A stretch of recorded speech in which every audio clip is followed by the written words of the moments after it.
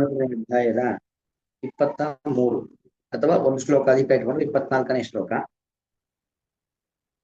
ಯೇ ಏವಂ ವೇತ್ತಿ ಪುರುಷಂ ಪ್ರಕೃತಿಂ ಚ ಗುಣೈಃ ಸಹ ಸರ್ವಥಾ ವರ್ತಮಾನೋಪಿ ನ ಸ ಭೂಯೋಭಿಜಾಯತೆ. ಈ ಸೃಷ್ಟಿ ಪ್ರಕ್ರಿಯೆಗಳನ್ನ ಪರಮಾತ್ಮ ಇಲ್ಲಿ ನಿರೂಪಣೆಯನ್ನ ಮಾಡಿದ. ಅದನ್ನು ನಿರೂಪಣೆಯನ್ನ ಮಾಡಿ ಪ್ರಕೃತಿ, ಪುರುಷ ಈ ಎಲ್ಲವನ್ನು ಕೂಡ ನಿರೂಪಣೆಯನ್ನ ಮಾಡಿ ಕೊನೆಗೆ ಹೇಳ್ತಾ ಇದ್ದಾನೆ, ಯಹ ಪುರುಷಂ ಪ್ರಕೃತಿಂಚ ಗುಣೈ ಸಹ ಏವಂ ವೇತ್ತಿ. ಕೃಷ್ಣ ನಿರೂಪಣೆ ಮಾಡಿರ್ತಕ್ಕಂಥ ಕ್ರಮದಲ್ಲಿ, ಅಥವಾ ಯ ಏವಂ ಅಂತ ಕೆಲವು ಪುಸ್ತಕಗಳಲ್ಲಿ ಯಹ ಏನಂ ಅಂತಿದೆ, ಏನಂ ಪುರುಷಂ ಅಂತ, ಈ ಪುರುಷನನ್ನು ಅಂತ ಅರ್ಥ. ಅಥವಾ ಹೀಗೆ ಇವೆಲ್ಲವನ್ನು ತಿಳ್ಕೊಳ್ಬೇಕು ಅಂತ ಅರ್ಥ. ಏನು? ಭಗವಂತ ಪುರುಷ ಅಂದ್ರೆ ಯಾರು? ಸರ್ವನಿಯಾಮಕನಾಗಿರುವಂತ ಪರಮಾತ್ಮನಿಗೆ ಪುರುಷ ಅಂತ. ಉಪದ್ರಷ್ಟಾನುಮಂತ ಚ ಭರ್ತ ಭೋಕ್ತ ಮಹೇಶ್ವರ ಪರಮಾತ್ಮೇತಿ ಚಾಪ್ಯುಕ್ತೋ ದೇಹೇಸ್ಮಿನ್ ಪುರುಷ ಪರಃ. ಪರಪುರುಷ ಅವನು ಯಾರು ಅನ್ನೋದನ್ನ ಹೇಳಿ ಅವನನ್ನ ಈ ತರ ತಿಳ್ಕೊಳ್ಬೇಕು. ಇಡೀ ಜಗತ್ತಿನ ನಿಯಾಮಕ, ಜಗತ್ತಿನ ಸೃಷ್ಟಿ ಸ್ಥಿತಿ ಲಯಕ್ಕೆ ಕಾರಣ, ಸರ್ವರ ಧಾರಕ, ಸರ್ವರ ಪ್ರೇರಕ, ಈ ರೀತಿಯಾಗಿ ಭಗವಂತನನ್ನ ತಿಳ್ಕೊಳ್ಬೇಕು. ಪುರುಷೋತ್ತಮನಾಗಿರುವಂತ ಭಗವಂತನನ್ನ ತಿಳ್ಕೊಳ್ಬೇಕು. ತಿಳ್ಕೊಳ್ಳೋದು ಅಂದ್ರೆ ಏನು? ವಿಧಜ್ಞಾನ, ವೇತ್ತಿ, ಅಪರೋಕ್ಷ ಜ್ಞಾನ ಬರಬೇಕು. ಭಗವಂತನ ಸಾಕ್ಷಾತ್ಕಾರ ಯಾರಿಗಾಗುತ್ತೋ. ಮತ್ತು ಪುರುಷ ಇನ್ನೊಂದು ಅರ್ಥವೂ ಇದೆ. ಮೊದಲಿಗೆ ಬಂತು ಪುರುಷ ಅಂತ ಹೇಳಿದ್ರೆ ಜೀವಾತ್ಮನೂ ಹೌದು, ಪರಮಾತ್ಮನೂ ಹೌದು. ಪ್ರಕೃತಿಂ ಪುರುಷಂ ಚೈವ ವಿದ್ಯನಾದಿ ಉಭಾವಪಿ ಅಂತ ಬಂತು. ಅಲ್ಲಿ ಪುರುಷ ಅಂದ್ರೆ ಯಾರು? ಭಗವಂತನ ನಿಯಮನದಲ್ಲಿ ಇರುವಂತ ಜೀವಾತ್ಮರು, ಅವರು ಕೂಡ ಪುರುಷರೇ. ಅವನನ್ನು ತಿಳ್ಕೊಳ್ಬೇಕು.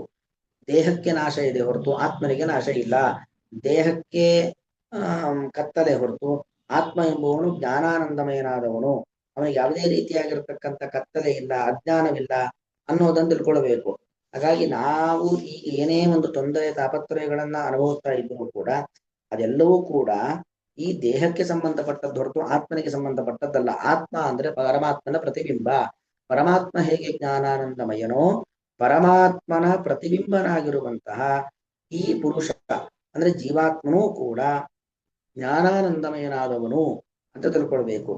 ಮತ್ತು ಗುಣೈ ಸಹ ಪ್ರಕೃತಿಯನ್ನು ತಿಳ್ಕೊಳ್ಬೇಕು. ಅಂದ್ರೆ ಪ್ರಕೃತಿ ಅಂದ್ರೆ ಎರಡು, ಒಂದು ಚೇತನ ಪ್ರಕೃತಿ, ಇನ್ನೊಂದು ಅಚೇತನ ಪ್ರಕೃತಿ. ಆ ನಮ್ಮೆಲ್ಲರ ತಾಯಿಯಾದಂತ ಲಕ್ಷ್ಮೀ ದೇವಿಯನ್ನು ಕೂಡ, ಲಕ್ಷ್ಮಿ ಭಗವಂತನ ಪತ್ನಿ, ಜಗತ್ತಿನ ಮಾತೆ, ಅವಳನ್ನೂ ತಿಳ್ಕೊಳ್ಬೇಕು. ಮತ್ತು ಅವಳು ಯಾವ ವಸ್ತುವನ್ನ ಜಗತ್ತನ್ನಾಗಿ ಪರಿವರ್ತನೆ ಮಾಡ್ತಾ ಇದ್ದಾಳೆ, ಮೂಲ ವಸ್ತು ಸತ್ವಗುಣ, ರಜೋಗುಣ, ತಮೋಗುಣ, ಅದರಿಂದ ಪರಿವರ್ತಿತವಾದಂತಹ ಮಹತ್ತತ್ವ, ಅಹಂಕಾರ ತತ್ವ, ಪಂಚಭೂತಗಳು, ಮನಸ್ಸು, ಇದೆಲ್ಲವನ್ನು ಕೂಡ ನಾವು ತಿಳ್ಕೊಳ್ಬೇಕು. ಗುಣೈ ಸಹ, ಗುಣ ಅಂದ್ರೆ ನಮ್ಗೆ ಈಗಾಗಲೇ ಬಂದಿದೆ. ಜ್ಞಾನೇಂದ್ರಿಯಗಳು, ಕರ್ಮೇಂದ್ರಿಯಗಳು, ವಿಷಯ ಪದಾರ್ಥಗಳು, ಅದೆಲ್ಲವೂ ಕೂಡ ಗುಣ.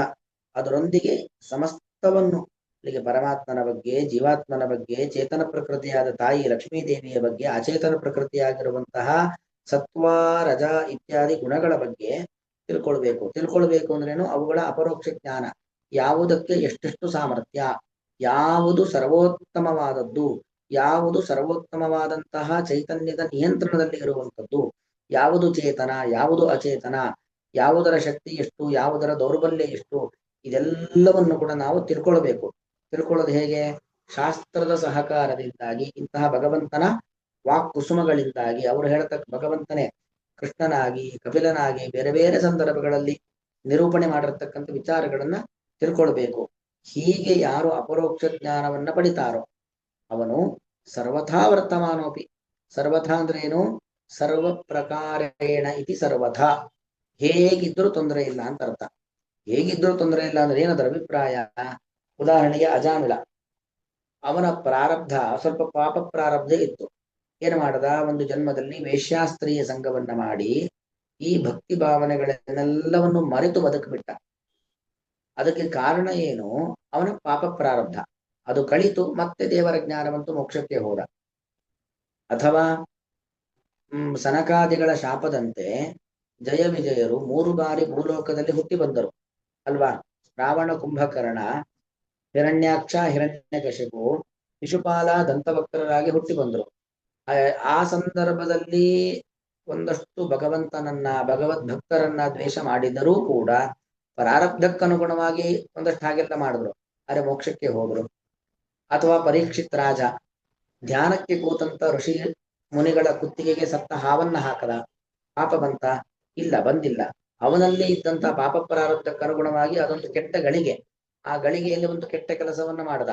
ಆ ಒಂದು ಪುಟ್ಟ ಕೆಟ್ಟ ಕೆಲಸ ಮಾಡದ ಅಂತ ಅವನ ಸಾಧನೆಗೆ ಯಾವುದೇ ರೀತಿಯಾಗಿರ್ತಕ್ಕಂಥ ತೊಂದರೆ ಆಗಿಲ್ಲ, ಅಡ್ಡಿ ಆತಂಕಗಳಾಗಿಲ್ಲ, ಅವನ ಮೋಕ್ಷಕ್ಕೆ ಹೋದ. ಈ ಎಷ್ಟೋ ಪ್ರಕರಣಗಳಲ್ಲಿ ಜ್ಞಾನಿಗಳು ಆಕಸ್ಮಿಕವಾಗಿ, ಯಾಕೆ ಉದ್ದೇಶಪೂರ್ವಕವಾಗಿ ಜ್ಞಾನಿಗಳು ಯಾರು ಕೂಡ ಅಪರಾಧವನ್ನ ಮಾಡೋದಿಲ್ಲ.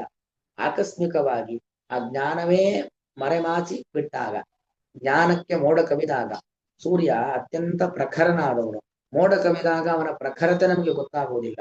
ಹಾಗೆ ಜ್ಞಾನಿಗಳಿಗೆ ಅವರ ಪ್ರಾರಬ್ಧಕ್ಕೆ ಅನುಗುಣವಾಗಿ ಒಂದಷ್ಟು ಅಜ್ಞಾನ ಕವಿದು ಬಿಡುತ್ತೆ, ತಾತ್ಕಾಲಿಕವಾಗಿ, ಟೆಂಪ್ರವರಿ ಅಷ್ಟೇ, ಶಾಶ್ವತ ಅಲ್ಲ. ಆ ಅಜ್ಞಾನ ಕವಿದಾಗ ಏನ್ ಮಾಡುತ್ತಾರೆ, ಏನೋ ಮಾಡಬಾರದ ಕೆಲಸಗಳನ್ನ ಮಾಡೋದು, ಆಡಬಾರದ ಮಾತುಗಳನ್ನ ಆಡೋದು, ಈ ತರದ್ದೆಲ್ಲ ನಡೆಯುತ್ತೆ. ಹಾಗೆಲ್ಲ ನಡೆದರೂ ಕೂಡ ಅವರು ಸಾಧನಾ ಮಾರ್ಗದಿಂದ ಭ್ರಷ್ಟರಾಗುವುದಿಲ್ಲ. ಮತ್ತದೇ ಸಾಧನಾ ಮಾರ್ಗದಲ್ಲಿ ಮುಂದುವರೆದು ಭಗವಂತನನ್ನ ಸೇರ್ತಾರೆ. ನಸ ಭೂಯೋ ಅಭಿಜಾಯತೆ ಸಹ ಭೂಯ ನ ಅಭಿಜಾಯತೆ. ಅವನು ಮತ್ತೆ ಮತ್ತೆ ಮತ್ತೆ ಮತ್ತೆ ಹುಟ್ಟೋದು ಅಂತಿಲ್ಲ. ಏನೋ ಒಂದೋ ಎರಡೋ ಜನ್ಮ ಬರ್ಬೋದು, ಪ್ರಾರಬ್ಧವನ್ನ ಕಳ್ಕೊಳ್ಳಿಕ್ಕೋಸ್ಕರ ಅಷ್ಟೇ ಹೊರತು 10 100 ಸಾವಿರಾರು ಜನ್ಮಗಳು ಅನ್ನೋದು ಅವನಿಗೆ ಬರೋದಿಲ್ಲ. ಅವನು ಮುಕ್ತಿಯ ಕಡೆಗೆ ಹೋಗ್ತಾನೆ, ಭಗವಂತನ ಸಾನ್ನಿಧ್ಯದ ಪಾದಾರ್ಪಣೆಯನ್ನು ಮಾಡ್ತಾನೆ. ಅಲ್ಲಿಗೆ ಜ್ಞಾನಿ ಮಾಡುವಂತಹ ಆಕಸ್ಮಿಕ ತಪ್ಪುಗಳು ಅದು ದೊಡ್ಡ ತಪ್ಪಲ್ಲ. ಅದಕ್ಕೆ ಅತ್ಯಂತ ಕಠಿಣವಾದ ಶಿಕ್ಷೆ ಅನ್ನೋದು ಭಗವಂತನ ವ್ಯವಸ್ಥೆಯಲ್ಲಿ ಇಲ್ಲ. ಭಗವಂತ ಅದನ್ನ ಮನ್ನಿಸ್ತಾನೆ, ಮನ್ನಿಸಿ ಮತ್ತೆ ಅದೇ ಮಾರ್ಗದಲ್ಲಿ, ಅದೇ ಸಾಧನಾ ಮಾರ್ಗದಲ್ಲಿ ಮೇಲೆ ಏರ್ಲಿಕ್ಕೆ ಅವಕಾಶವನ್ನು ಮಾಡಿಕೊಡ್ತಾನೆ. ಕೆಲವೊಂದು ಮಾರ್ಗದಲ್ಲಿ ಸಾಕ್ತಾ ಇರಬೇಕಾದ್ರೆ ಏನೋ ಒಂದೆರಡು ಒಪ್ಪುತಪ್ಪುಗಳು ಆಯ್ತು ಅಂತ ಆದಾಗ ಏನ್ ಮಾಡ್ತಾರೆ, ಆ ದಾರಿಯಿಂದ ದೂರ ಕಳಿಸ್ಬಿಡ್ತೇವೆ, ಅಲ್ಲಿಂದ ಅವರಿಗೆ ಬಹಿಷ್ಕಾರ ಹಾಕಿ ಹೊರಗೆ ಕಳಿಸ್ಬಿಡ್ತೇವೆ, ಇನ್ನೊಮ್ಮೆಲೆ ಬರ್ಲಿಕ್ಕಿಲ್ಲ ಅಂತ ಮಾಡುವಂತ ವ್ಯವಸ್ಥೆ ಇರುತ್ತೆ. ಆದರೆ ಭಗವಂತನನ್ನ ಕಂಡು, ಭಗವಂತನನ್ನ ತಿಳಿದು, ಭಗವಂತನಲ್ಲಿ ಭಕ್ತಿಯನ್ನ ಮಾಡಿ, ಭಗವಂತನನ್ನ ಸೇರುವ ಮಾರ್ಗದಲ್ಲಿ ಯಾರು ಸಾಕ್ತಾ ಇರ್ತಾರೋ ಅವರು ಆಕಸ್ಮಿಕವಾಗಿ ಒಂದೋ ಎರಡೋ ತಪ್ಪುಗಳನ್ನ ಮಾಡಿದರೂ ಕೂಡ, ಪ್ರಾರಬ್ಧವನ್ನ ಕಳೆದುಕೊಳ್ಳಿಕ್ಕೋಸ್ಕರವಾಗಿ ಏನಾದ್ರೂ ಅಪರಾಧಗಳನ್ನ ಮಾಡಿದರೂ ಕೂಡ ಆ ಅಪರಾಧಕ್ಕೆ ಶಿಕ್ಷೆ ಇಲ್ಲ, ಮತ್ತು ಆ ಅಪರಾಧದಿಂದ ಸಾಧನಾ ಮಾರ್ಗದಿಂದ ಭ್ರಷ್ಟರಾಗುವುದಿಲ್ಲ. ಅದೇ ಸಾಧನ ಮಾರ್ಗದಲ್ಲಿ ತಾತ್ಕಾಲಿಕವಾಗಿ ಅಡೆತಡೆ ಇದ್ದು ಆ ಅಡೆತಡೆಯಿಂದ ದಾಟಿಕೊಂಡು ಮುಂದಕ್ಕೆ ಹೋಗ್ತಾರೆ, ಆ ಭಗವಂತನ ಸಾನ್ನಿಧ್ಯ, ಮೋಕ್ಷಕ್ಕೆ ಸೇರುತ್ತಾರೆ ಅನ್ನೋದು ಇದರ ಒಟ್ಟು ಅಭಿಪ್ರಾಯ. ಯಾವ ಸಾಧಕನು ಪುರುಷ ಏನಂ ಪುರುಷಂ, ಈ ಪುರುಷನನ್ನು ಅಂದ್ರೆ ನಮ್ಮೆಲ್ಲರ ಅಂತರ್ಯಾಮಿಯಾದ ಪರಮಾತ್ಮನನ್ನು ಮತ್ತು ಜೀವಾತ್ಮನನ್ನು, ಅಂದ್ರೆ ಈ ದೇಹದ ಒಳಗಿರುವಂತ ಜೀವಾತ್ಮನನ್ನು ಅಥವಾ ಪುರುಷಂ ಜೀವಾತ್ಮ ಮತ್ತು ಪರಮಾತ್ಮನನ್ನು